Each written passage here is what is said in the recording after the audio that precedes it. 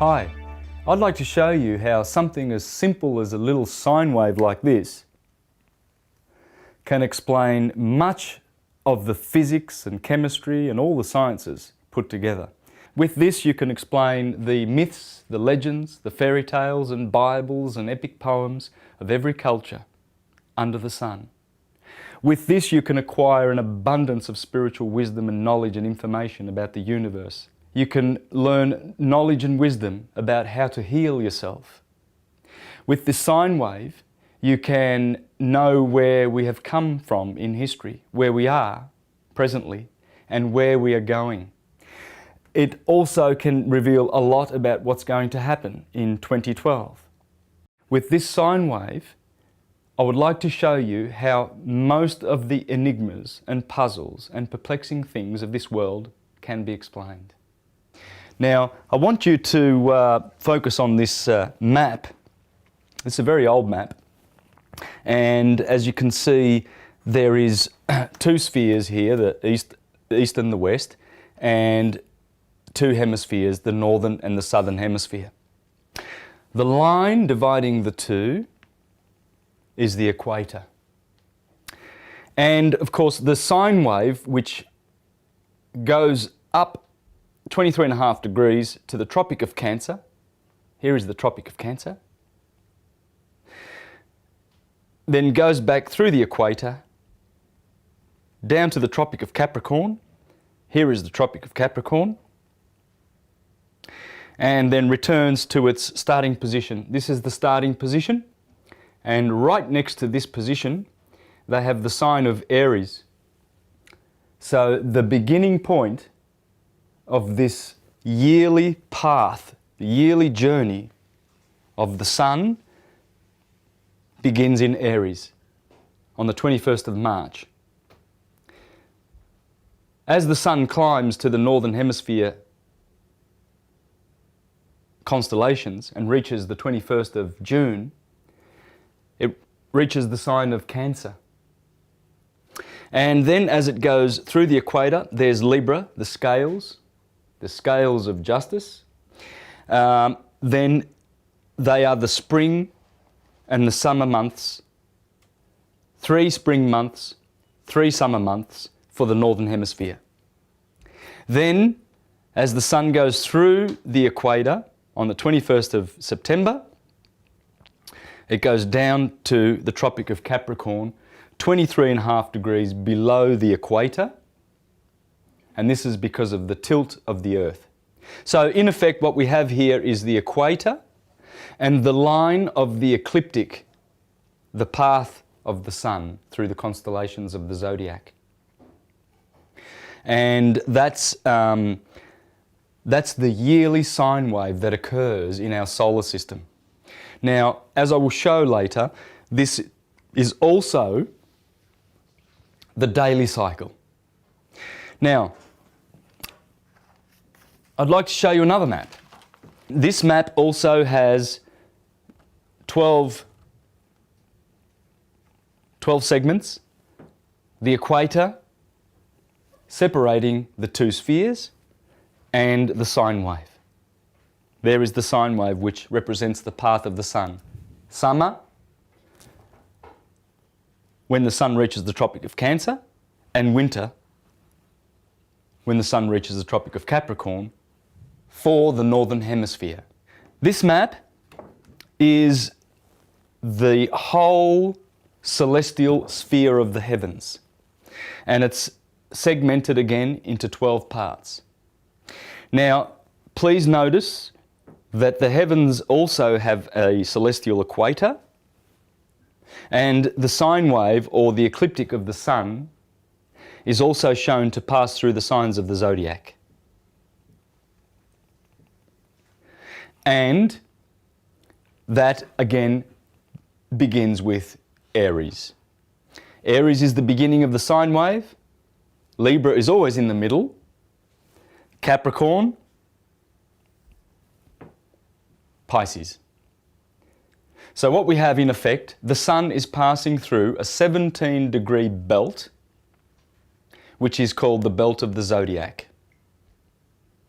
Now, This is how the seasons work out.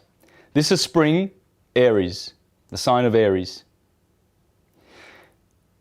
Taurus, Gemini.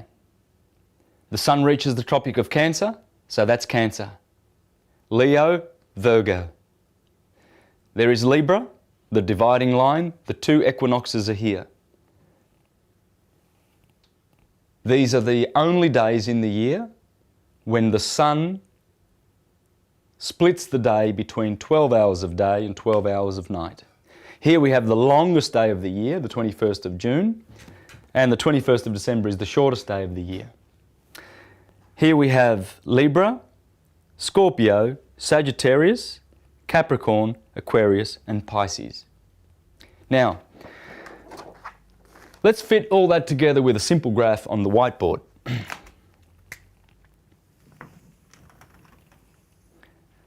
There is the Earth.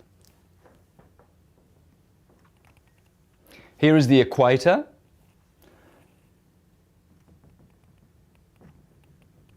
Tropic of Cancer. Tropic of Capricorn. So, the sine wave begins here on March the 21st.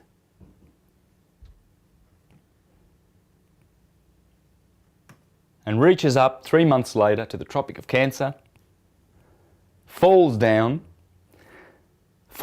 even further, and then climbs back up again. You can actually bring this around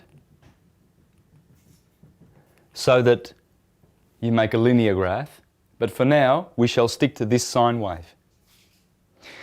And what I want to show you from this natural sine wave is how everything can be explained in physics, chemistry, geography, astronomy, cosmology, legends, fairy tales, epic poems, are all to be explained by means of this sine wave.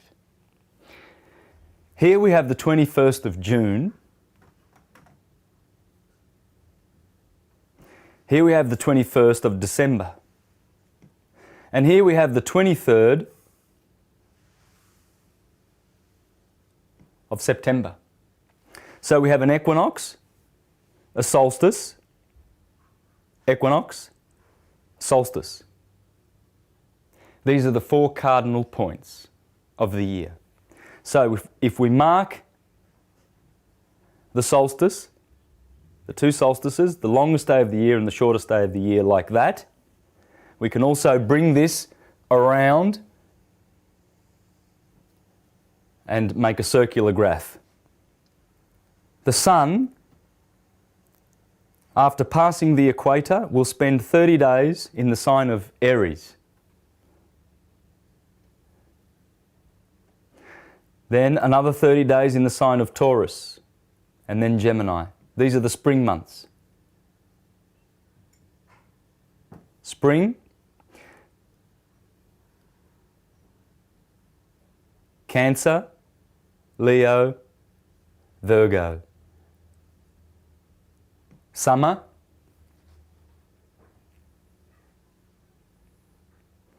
Libra, Scorpio, Sagittarius. Autumn, or the fall, because the sun falls. And in ancient times, this was considered to be the death of the sun, mid-winter. In fact, Christmas, a celebration which begins on the 21st and is celebrated on the 25th, is nothing other than a solstice celebration. Capricorn, Aquarius, Pisces. These are the winter months. So we see the annual journey of the sun through the signs. Now the ancients used to depend on those signs so that they would know what season they were living in and what time to plough and harvest and what time to do certain things. For instance, Aries is the lamb, and the wool of the lamb represents the blossom season, because the year begins here with the blossom on the trees. And when you see those white trees with blossoms in the field, they resemble lambs. Here we have the bull, which in the northern hemisphere is the season for ploughing. And the bull reminds you to take your plough out and plough. Gemini is the sign of generation, and in the springtime you have twin kids, twin goats, twin lambs, and generation. Cancer is the sideways moving animal, so the sun, when it reaches its peak, has nowhere to go but sideways and down. That's why they place that animal there. Leo is the ferocious, roaring animal, the golden-maned one who represents the summer. And of course the dog days occur in the sign of Leo. Heat. Virgo, who holds the sheath of grain in her hands, is the harvest season. September, the scales represent the wine press. This is the wine season. Justice. Scorpio is the red dragon. This is the sign that afflicts the sun and sends it down to its wintry grave every year.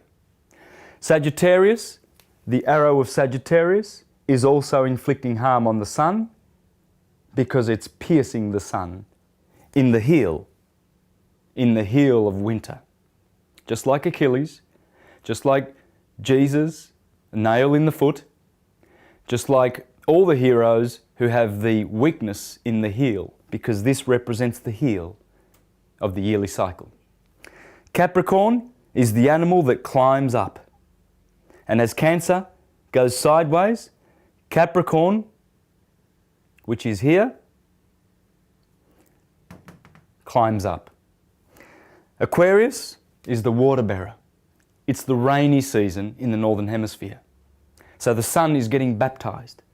And all the church fathers recognized that Aquarius represents John the Baptizer, who baptizes. Pisces is the fishing season in the Northern Hemisphere. So the farmers depended on this. They depended on this science. But not only did the farmers depend on it, so did the astronomers, because they could foretell the seasons and they could foretell things that would come. They could predict eclipses. They could predict certain comets, all with the knowledge of the stars. And this is basically the key to understanding all the sciences. This is the key that syncretizes all the sciences, whether it be physics, whether it be chemistry, alchemy, astrology, astronomy, mathematics. It's all here. What I would like to show you is how the ancients understood this cycle. There's more to it. There is much more to this cycle. This is the yearly cycle. But it also represents the daily cycle. How so? Well, in order to understand this, we need to imagine a 24-hour clock.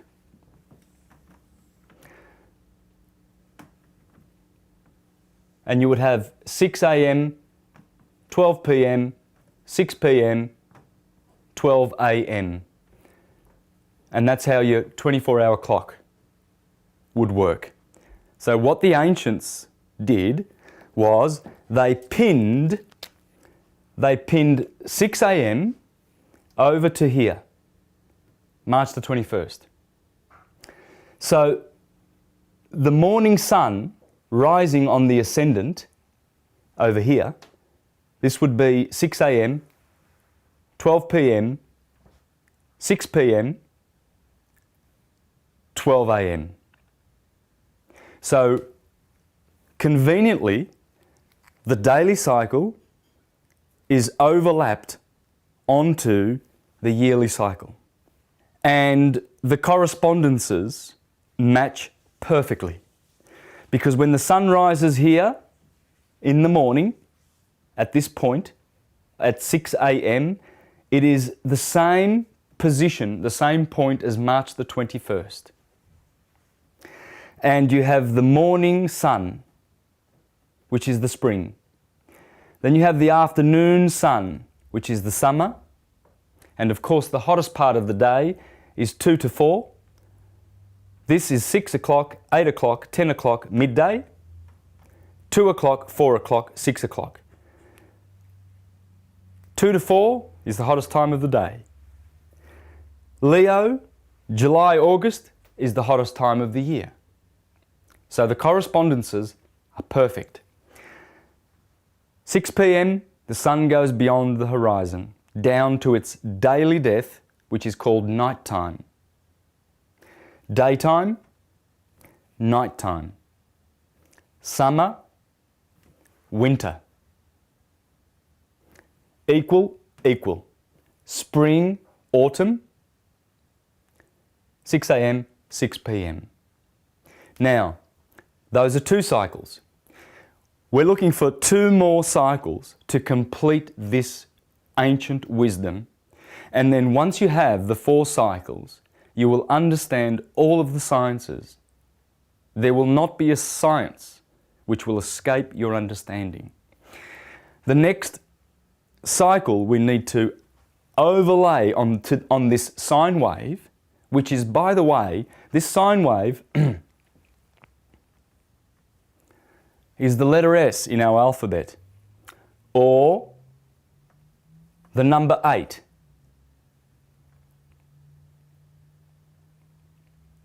The symbol of eternity, because there's no starting point. It's the only number that does not have a starting point. It goes forever. And this is that science. It is also the cross. The cardinal points make the cross, the holy cross of the Christians. It is also the swastika. Well, I didn't do a very good job of that. Let me try again. It is also the yin and the yang.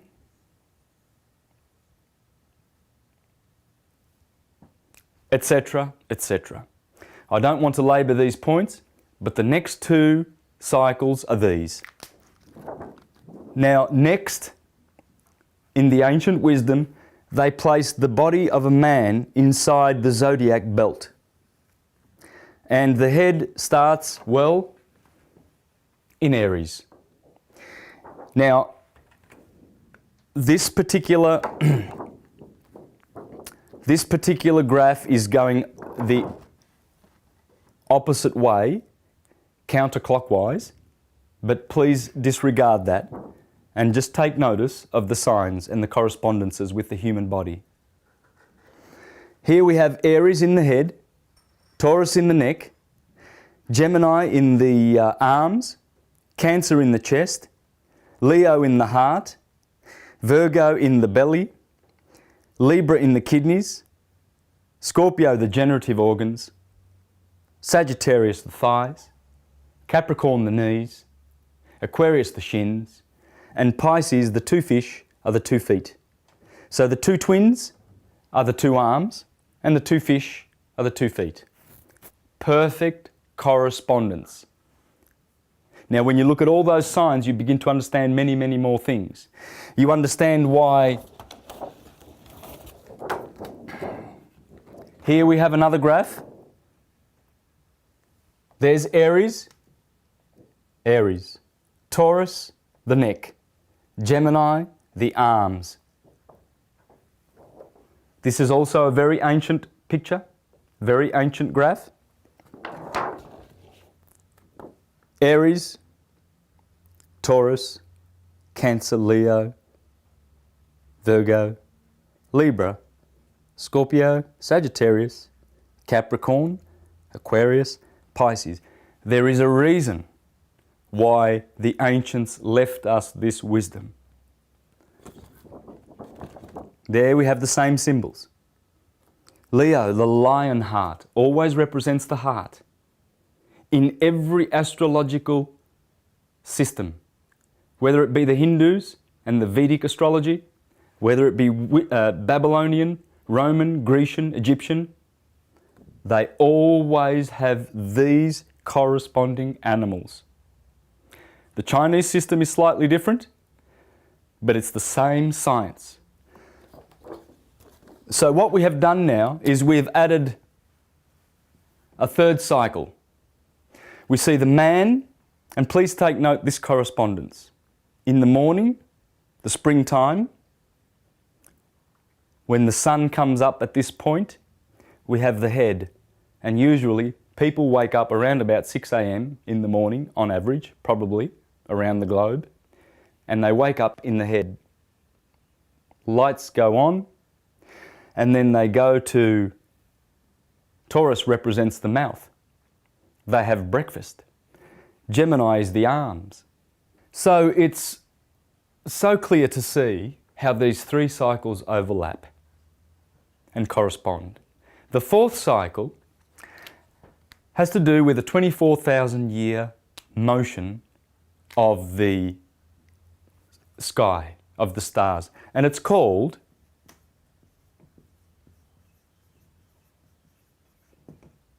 precession or precession of the equinoxes.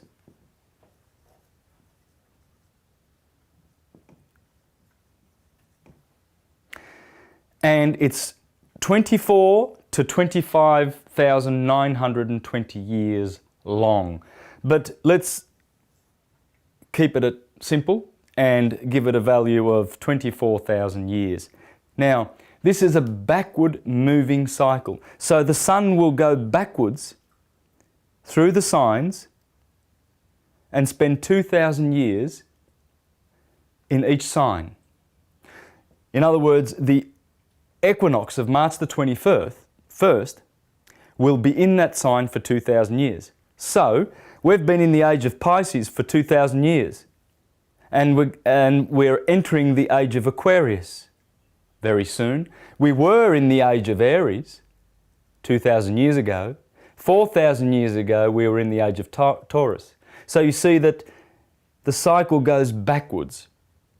Now with this knowledge of these cycles, I would like to invite you, please, to have a look at some of the presentations that I have on my YouTube channel, and where I explain at length how these cycles and the knowledge of the stars above, the macrocosm, and the knowledge of the body in the microcosm can benefit you.